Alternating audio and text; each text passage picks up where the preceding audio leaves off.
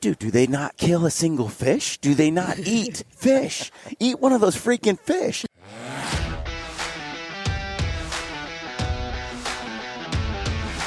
All right, if this girl's going to hang around, she better be able to walk a river with me for a minute. We also have some really nice pre-curved, low-key hats that aren't going to fall in that hipster window so much. You know, $139 is a super cheap price compared to her following into the river. I don't care if you drive a Prius and you're a vegan. Right. Your footprint on this earth as a human displaces and kills other animals. Yeah. Welcome to the Gritty Angler Podcast. In this episode, we sit down with Garrison and Corinne Doctor at the Fly Fishing Show in Denver, Colorado. Garrison and Corinne are the founders and owners of RepYourWater and RepYourWild. We really enjoyed our visit with these two and came away impressed with all that they do for conservation. They have partnered with and donate to Trout Unlimited and Backcountry Hunters and Anglers, to name a few. Whether you hunt or fish, this is a company and brand that you can get behind. To help you, Garrison and Corinne are offering 10% off both brands to all Gritty followers. From now through March 8th, simply type in the coupon code GRITTY at checkout. We hope you enjoy this podcast. You can subscribe to us on iTunes, Stitcher, Podbean, and our YouTube channel. I'm Chad Nelson along with Brian Call. Here is today's podcast. We're at the Fly Fishing Show here in Denver, Colorado. So welcome, guys. Thank you. Good to be here. Thanks, guys. So I've never heard of RepYourWater before because I'm not really into fishing that much. It's fair. But I'm working on that, improving my character, getting better at the fishing stuff. And but this is a pretty cool booth here. And you guys are all over the place now. Especially, you told us yesterday you're in Cabela's. You guys do, you're not making fishing rods. We are not, no. No. You guys are blowing up. We're doing what we can, but we also want to make sure that we're supporting our small specialty shops, Steve. I mean, that's really what has grown the brand for us and where kind of our bread is buttered on that, too. What is RepYourWater exactly? So we started RepYourWater about 5 years ago, and just to give you a little background, my background's in art and design, so I studied art and design. That's where I come from. But my passion has always been fly fishing and hunting. And working in the industry, I was working at a fly shop and doing some guiding, and it seemed like everything that was out there on the market in terms of logo wearing hats was either a big brand hat, brand X, or fly shop X in X town. And I thought, I think it'd be cool if there was a hat that said, I love Colorado and I love to fish. I think people would dig that. So Corinne and I started kicking around some design ideas and kind of started snowballing from there. And did you start out, what was your first product? Colorado hat, Colorado fishing And is hat. it one you designed? Yep. Yeah, I do all the designs still for all of our products. Oh, so cool. Yeah. Yeah, Garrison's the creative side of it all, and I try to keep it running. You're the boss. Try to You keep know the how ship that afloat. Yeah, you know. So when you did this design, I mean, did you expect it to, it's like I've done some T-shirts and hats and stuff. I've paid some people to design some things and selling them, and it's not that easy. It's not. No, I mean, at first it was a side hustle. It was something that we were passionate about, and we both had full-time jobs doing other things. It's not like we were diving right into creating a startup. It was a side project that we loved doing. But just the demand, money out of our own pocket. We got like 24 hats made. Yeah. Let's see what happens. And then I go into a fly shop and say, hey, you guys want a half a dozen of these? And then they call me after the weekend and say, hey, we sold all those on Saturday. You got any more? So then the ball started to roll a little bit, and we started working on Montana and Wyoming and other places where we spend time right away, and like I said, kind of snowballed from there. And initially, did you just market these on social media, or how did you market these? Yeah, a little bit. I mean, we started our social media feeds pretty early on, but really what kind of kickstarted it for us was having them in shops, and having some hats, in Silverthorne, Colorado, where people are coming through and fishing and picking them up, and then they go back to wherever they home is and say, oh, look at this, and their 5 buddies look at it, and then it starts to kind of pick up some steam. You see your buddy in the river in the hat, you go, where can I get that? Right. Yeah. Cool. So to me, so who came up with the name Rep Your Water? It was a joint effort, I think. It was, but I will say Garrison was like, no matter what we name this, we need our slogan to be Represent Your Water, because that's what we're doing. He's like, you could just say Rep Your Water for short. And I was like, why don't we just name it Rep Your Water then? That's cool. Yeah. I mean, it really does kind of, really highlight your brand. Right. So how do you make, there's tons of hats and T-shirts and stuff that people can wear. Right. Definitely. And lots of, like you said, big brand name products like, you got Orvis and Winston and Right. See me dropping like fly fishing names. I liked that. Like this. Yes. Pretty good. Yes, very Right? impressed. Got to talk the talk. Isn't it Hodgman or learning. something like? Anyway, so you got these products, right? That guys can wear that and kind of go, I am a fly fisherman. But here you come out with this product and you roll with these hats. But still, I'm still intrigued. Like, how did you get people to? Because now it's super cool to wear one. Right. Wear the hat, wear the shirt. How did you make it cool? Well, I think part of that is the conservation piece and Okay. kind of putting our money where our mouth is a little bit. And from very early on, we're coming up with all of these regional themed designs. And beyond just pushing a percentage back to conservation in a broad-based sort of sense, we wanted to push back regionally based off of designs. So instead of saying, X percentage goes to conservation, it's a great national nonprofit or what have you, but it's kind of hard to know where that money ends up, right? And so very early on, we wanted to say, hey, a percentage of the hat that you're purchasing that is a Colorado-themed hat is going to go to the Colorado chapter of Trout Unlimited. Okay. And so I think that lends some credibility, and I think it was a totally unique model at the time. Nobody was doing regionally themed fishing gear as far as we know. So it was a unique model. The designs were really clean. I think that helps. Yeah. And then having that conservation piece built in. I think also authenticity is key in this industry. It's a small industry. Yeah. And, we love to fish. We're out there as much as we can. We love to fish and hunt. We're on the water. So I think having an authentic social media feed of stuff that we're doing, having it's our designs us out there. on the feed. It's our friends on the feed of Yeah. pictures we took. We have some great brand ambassadors too that Yeah. many of them we know personally. They're not just random people that have reached out to us and want free gear. It's just really trying to keep that authentic part of the And the today brand. you guys have hats and shirts for all 50 states. All 50 states. Right. We have almost 40 hats that are tied to a species or one of our nonprofits. So we have a Backcountry Hunters and Anglers collab hat that Brian has on. Garrison has on the tee that matches that. Bonefish and Tarpon Trust, we've done a collab piece with them. So Yeah, we do a Wild Steelhead Coalition hat with those guys. They're one of our nonprofit partners out in the Pacific Northwest. So there's quite a few products, and we're growing more product line that isn't necessarily state specific. And Dude. Corinne, we met you yesterday for the first time. You were talking to us about a cool write-up that someone did to you regarding what you've given back to conservation. so Garrison mentioned we've been around for about 5 years, and within the first month, we partnered with Colorado TU to give them 1% of every sale. And we have some people say, 1%, come on, you can do more.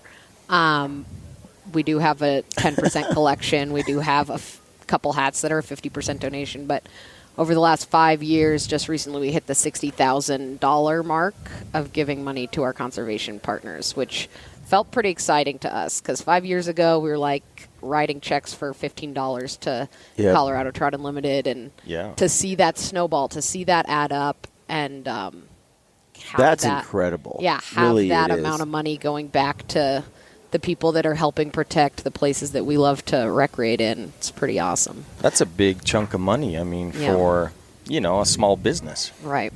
I have done a couple podcasts with my friend Jess Bazito, who started 2% for conservation. Nice.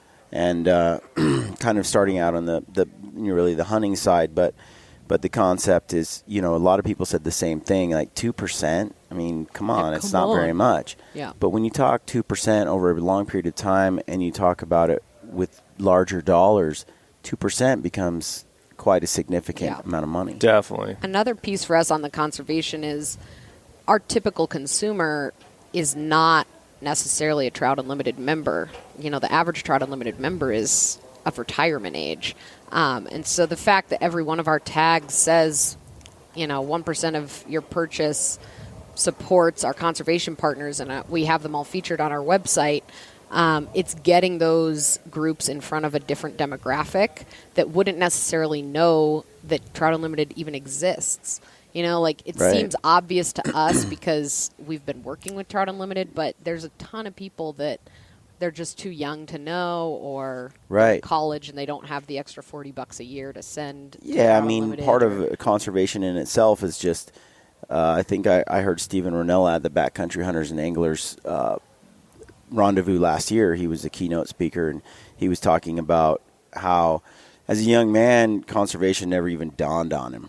He's like, as a young person, I was just taking from this awesome resource that my forebears had created for me, through conservation efforts and hard work and money and dollars. And here I am just consuming. And then years later, he's like, wow, I really should give back. And these organizations that he had never dawned on him before were now hitting his radar. And then he's as he's gotten older, his attitudes have changed, and now he's really trying hard to give back to all of those places and support those organizations. And I think it's just sometimes it has to do with age, but the younger, I think, this earlier you can get someone involved in that. And thinking about it. Yeah. So they may not be a member yet. They just need to have it on their radar. And that's been really important to us is, beyond a 1% is try to plant some seeds. Say, we think this is important. Right? Well, what's cool about this show, too, is, Dwayne made this comment yesterday. He came into this show expecting to see a lot of old people. Yeah. And there's some, but a lot of them are young. Teenagers, young guys in their 20s.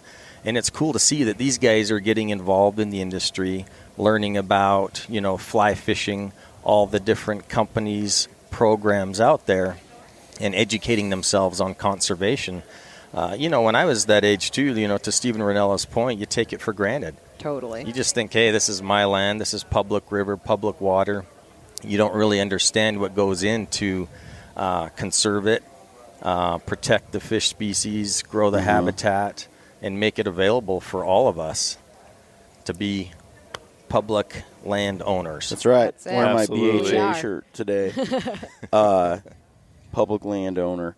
I was really excited to hear about you. It's funny because I'm not in the fishing scene very much at all until recently, and so I've been getting back into it. I fly fish That'll be a bad influence. Yeah, like 20 years I did it, but now it's like We used to fish a lot together. like every day. And then he got snobby. I just started hunting big game, and I don't know.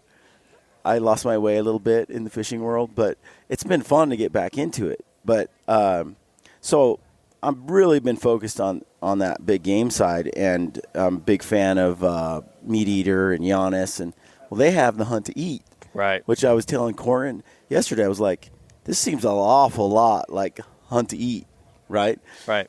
Got T-shirts for each state, and all that kind of stuff, and they're doing some give back for conservation and so on. But you guys were on the scene before they were. Yeah, so we've been making, regionally themed big game designs as part of Rep Your Water for years now because I love to hunt too. Yeah. And so we've been trying to kind of figure out how to grow that side of it, and we have been growing that side of it. So we have regional gear, hats for all your kind of, showcase Western states that are big in big game hunting. So this year we're rebranding all that big game into RepYourWild. Yeah. So now it's not a hat that will have a fish tag on the back. Mm-hmm. It's fully big game branded, and a lot of really awesome stuff coming out here soon on the Rep Your Wild side. And we also do a Rep Your Water fowl line, so all sorts of waterfowl hunting gear that still fits under, both of those are still sort of under the Rep Your Water umbrella, but the Rep Your Wild will be more of a freestanding big game hunting brand. And you guys have a serious catalog over there. Like, you have some choices. The designs are like varied and unique. It's a really neat brand. Like, I can come along, flip through it, and really find something that is truly like cool. Well, we appreciate that. We're always keeping the wheels turning. That's a lot of designs, dude. Garrison doesn't toot his horn too much. So do you he says I do all the designs, but he really does. This is the guy behind all 350 designs. I'm just going to be honest, dude. It has I'm from Portland, Oregon. We went to college in Portland. Yeah, I love the Pacific Northwest. See, so it has a very hipster feel. Right. I went to the fishing film tour last night. I told Chad when we got home, like, dude, I'm in Hipsterville. This is like this is like Portland, Oregon here. I mean, it's like keep Portland weird. This is like kind of has a feel, man. Like the fly fishing community certainly has a like a very conservation hipster, progressive kind of feel to it. Yeah, there's that vibe for sure. Yeah, and we try to be all encompassing on that. Like, we definitely have some hipster vibe. Yeah.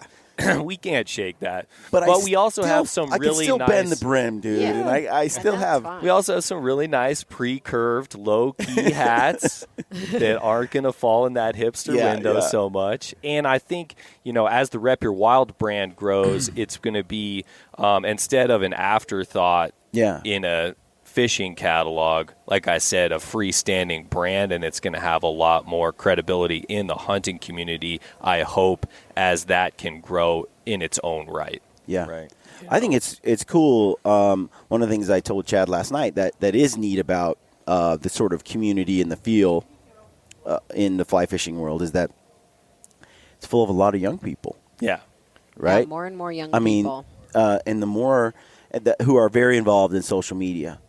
And sharing photos, pictures, images of their outdoor lifestyle. Right. And to me, that just it gets people outside. It gets people thinking about more than your 9 to 5, your office, or the city. It's a neat. Well, they embrace move. social media, Right. Instagram, Facebook. You guys have a bigger presence on Instagram or Facebook? Instagram, for sure. Yeah, it's been our best social media platform. I think partly that's just because it was my favorite platform. Yeah. So it's like easier for me to push stuff off of my mobile than be scheduling stuff on Facebook. It's also just a visual platform. Right. Like, obviously, the designs are the focus of our apparel, so having it visual. And then everybody loves a good fish picture. So. Well, Dude. no doubt the whole hunting and fishing community just seems to have moved to Instagram because it's, like you said, it's picture focused. Yeah. If I want to put some dorky video or meme up, it's usually on Facebook. Right. It's like the low class stuff I post on Facebook, and then the high class I put on Instagram. But I'm shifting. Like, I'm putting more low class on Instagram every day. That's fine. So, Corinne, you fish. I do. Did you fish before you met Garrison, or has he converted you? I did technically fish before I met Garrison because we both are from Colorado. You can't really grow up in Colorado without having some sort of connection to the outdoors. But we've been together for a long time, like over 12 years. Oh, wow. So he got me on the water pretty early. I mean, it's his number one passion. And he was like, all right, if this girl's going to hang around, she better be able to walk a river with me for a minute. So he got me out with a fly rod for the first time probably about 11 or 12 years ago. Wow. And it stuck pretty easily. You know, it was a gradual progression to where I became more independent, and he didn't have to, like, follow me around going, mend the line, mend the line. Yeah. And now I can do that on my own. I'll be out of town on doing something and call Corinne and be like, oh, yeah, I just got back from the creek. It was pretty good. I'm like, all right. I love to hear. So when you two go out together, are there days that you catch more than him? I wish there were more. He is a hell of an angler, this guy. I mean, he can pull a fish out of anything. But that being said, I'll fish some bad water just because he's on the good hole. So that's the kind of gentleman I marry. And I'll pull, 3 fish out of there, and he's thinking, I got her. I left her in the bad stuff. And yeah, don't let her fool you. She'll be up on some marginal piece of fast water just yanking fish out. I'm going, what am I doing? I'm on the honey seam right here, struggling. That'll learn you to put me on the bad water. You'll also be glad to know that Corinne went out on their first big game hunt this fall with me. I did. So didn't How quite was that? fill a tag. I didn't fill any tags. Yeah. I had tags, so I walked my rifle around Elk, for a deer, while. or Yeah, deer and antelope. okay. Nice. Yeah. That was pretty fun. saw a lot of game. We filled some of Garrison's tags. We just had different tags, so it was really fun. So I was there for the That's field cool. dressing, and how was it? it was great. I mean, Garrison makes fun of me because I am a little bit of a softie, but then I'm fascinated by roadkill and stuff. So I always want to kind of investigate what is this And we how love did it the die? full circle and the culinary piece. So being involved from that start to finish is something that really has being grown able to pull our something relationship. out of the freezer that we remember exactly where it was. Yeah, is amazing. I was giving Chad crap yesterday because we watched the fly fishing film tour, and I'm like, dude, do they not kill a single fish? Do they not eat fish? Eat one of those freaking fish. And it's really tough. Like in the hunting side, you really there's almost always a culinary piece attached to the hunt nowadays, more than ever. Right, And, which I think is good. I do too. And so we're going to do a podcast a little later today talking about, actually eating fish with a fish biologist and stuff. And there's a lot of, I like catch and release. I like that. I also like to eat fish and would like to see more fish eaten, which seems to be blasphemy. We were joking. I think that the two cultures need to come together a little bit because I think, like Steve Ranella, I love listening to him talk about catch and release, right? He's got some funny. He's fired up about it. He's got a perspective there, which I love, and I love all of his books and his show. But I think that there is a very strong place for catch and release, and the fly fishing community that can be taken a little bit too far or as gospel. And I think more importantly, it's knowing your fishery. Yep. What's native, what's not. I agree. What are the limits? What is the capability, regardless of limits, of that particular fishery? I mean, we love to go up on high altitude cutthroat streams here locally where there are still native cutthroats, but there are also a ton of invasive brook trout. Yep. And we will whack and stack some brookies and bring them home and put them on the grill. Perfect. And they're fantastic. And we don't feel bad about that. I think it's more about the time and the place. And it is sacrilegious in the fly fishing community to show a picture of a dead fish ever, which I get, but I think there has to be, more importantly, some knowledge. And there's also a lot of misinformation in the fly fishing community. I mean, a lot of people think brown trout are native. Right.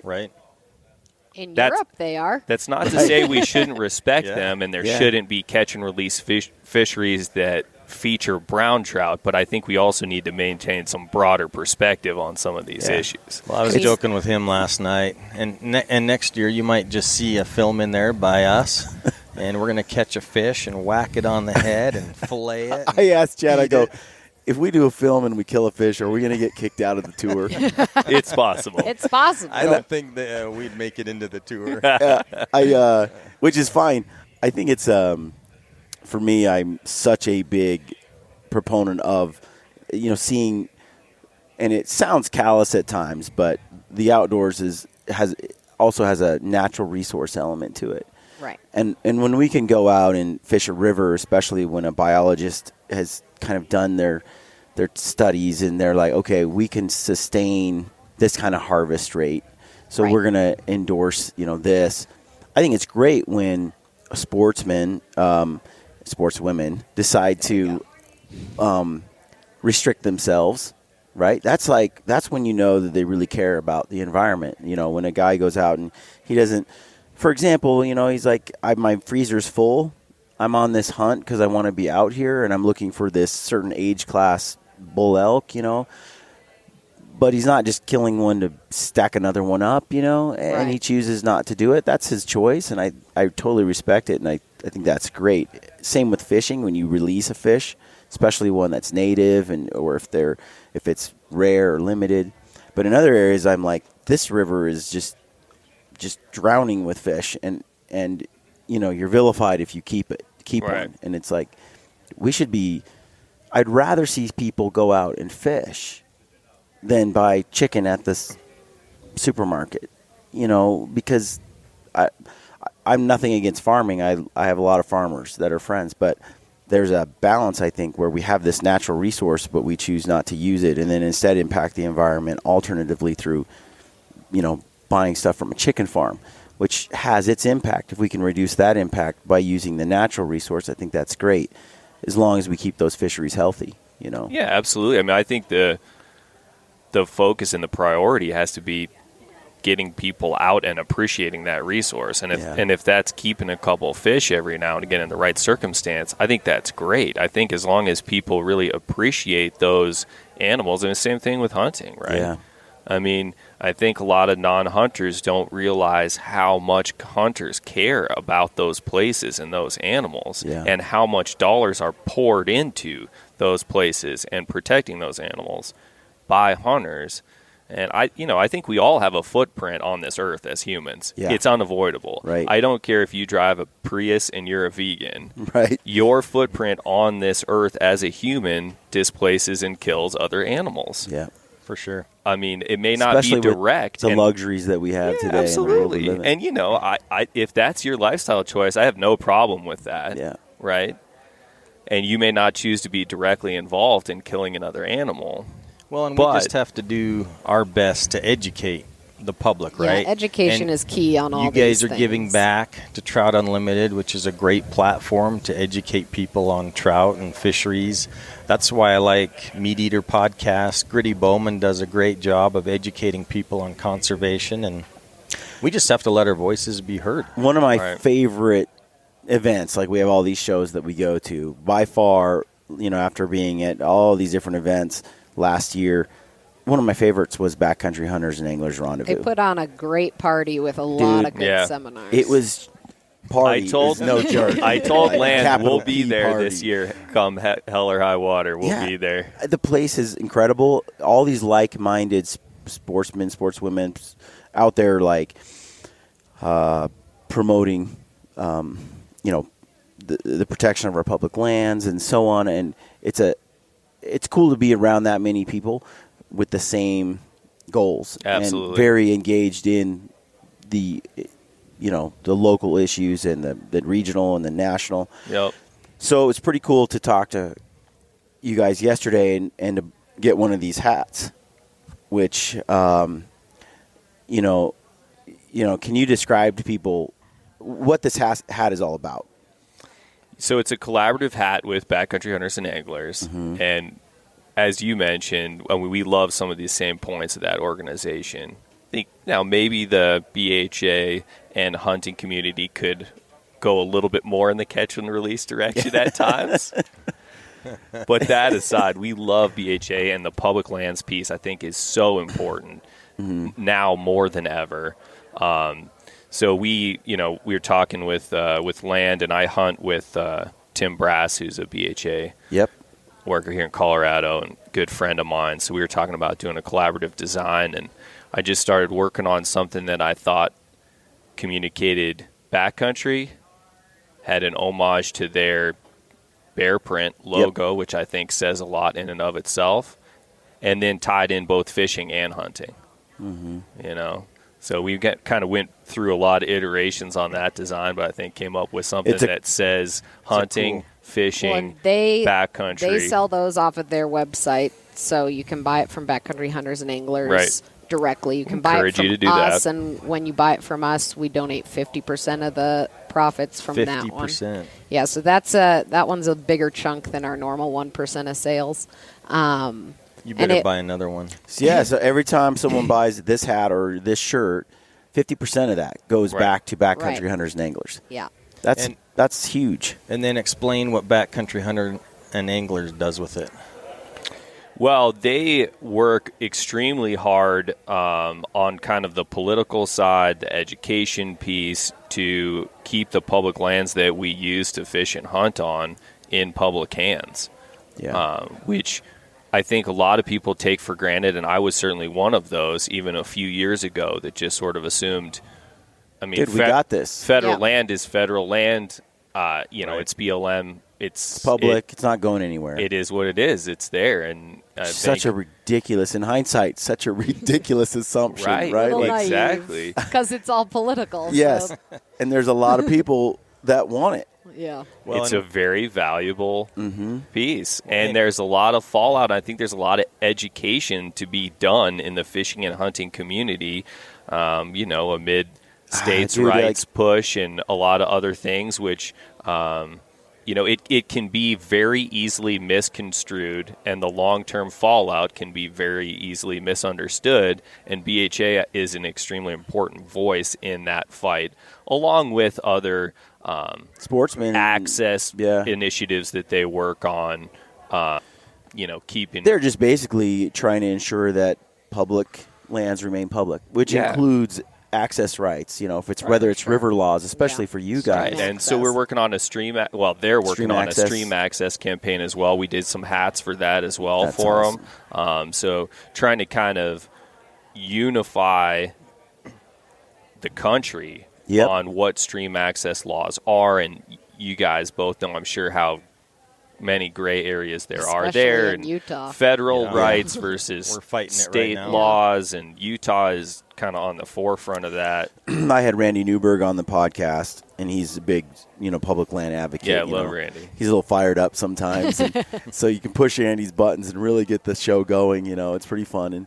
But he was talking about, these public lands and keeping them public, and it really does take someone.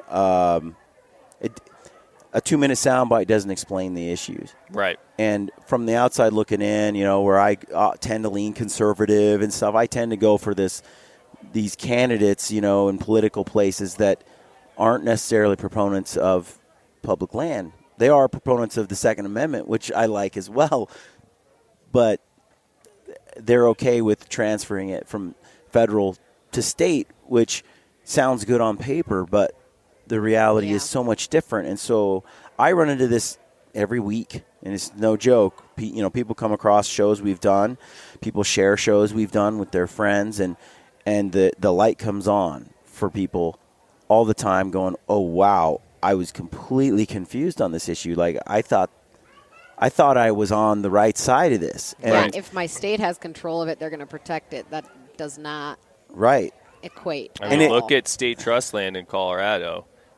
There's a lot of state trust land, and a huge percentage of it you can't step foot on. Yep. You can't do anything. When you dig deep and look at, in Western lands, how much used to be public land, 10, 20, 30 years ago, and how much is sold off private today, it's disturbing, and it's really concerning. And, Brian's the one that put me on to Backcountry Hunters and Anglers, and just learning about that. I had no idea, like states like Nevada and Utah, how much public land has been sold off over the years. That's wrong.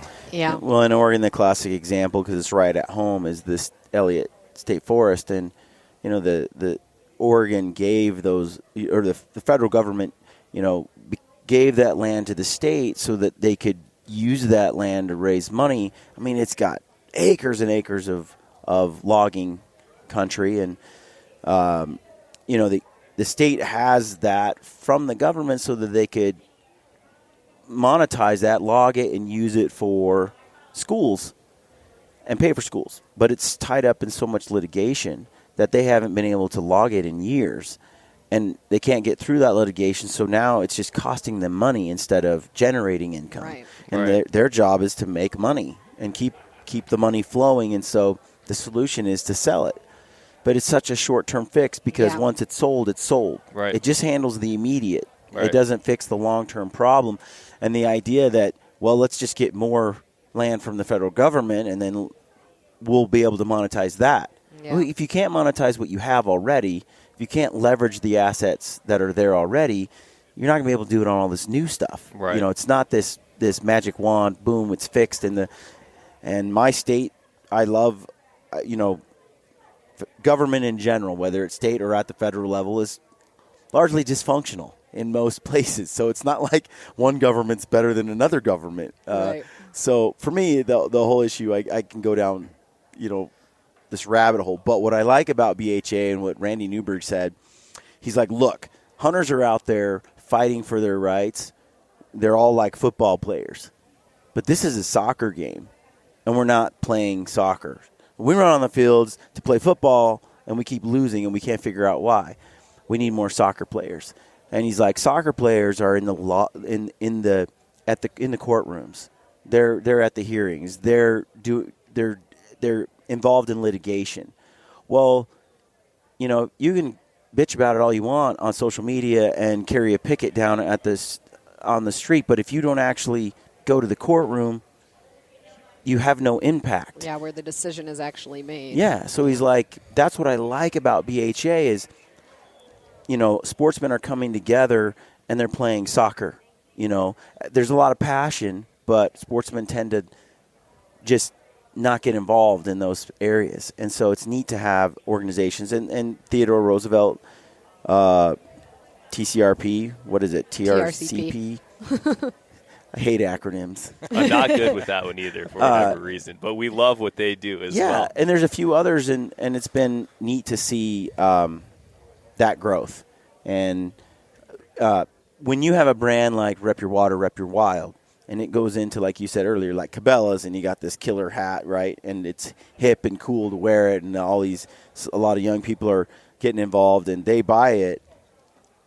They can't help but figure out what it's about or hear about it. So I think it's neat in two ways. One, there's true dollars going back into conservation with every purchase, whether it's 1%, 50%, or whatever you've worked in collaboration with your partners.